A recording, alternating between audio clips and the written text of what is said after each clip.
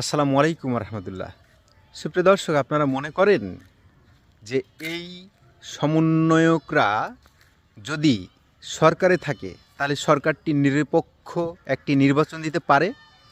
সুপ্রিয় দর্শক, আপনারা কি মনে করেন এই অথর্ব উপদেষ্টা যদি এই সমন্বয়ক সংগঠিত একটা সরকার হয় তাহলে আগামী দিনের যে নির্বাচনটি হবে এবং তারা সমন্বয়করা মিলে একটা যে রাজনৈতিক দল ওপেন করবে, এই রাজনৈতিক দোকান যে তারা খুলে বসবে, তাদের জন্য এই নির্বাচনটি কি নিরপেক্ষ এবং ইনক্লুসিভ হওয়ার সম্ভাবনা আছে?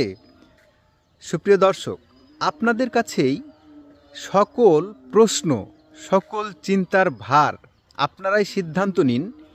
আগামীতে একাত্তরের চেতনাকে ভুলুণ্ঠিত করার যে চেষ্টা, যে প্রয়াস তারা দেখছে, তারা করছে, তা কি আদৌ তারা সাধন করে ফেলবে?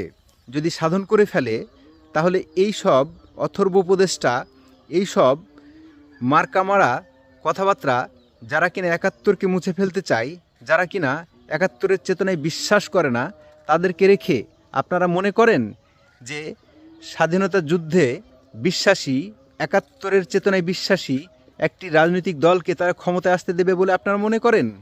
আপনারা কি মনে করেন তাদেরকে পদত্যাগ করা উচিত?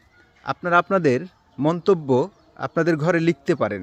সুপ্রিয় দর্শক, ভালো থাকবেন, সুস্থ থাকবেন, চোখ কান নাক কান সব খোলা রাখবেন। আসসালামু আলাইকুম রহমতুল্লাহ।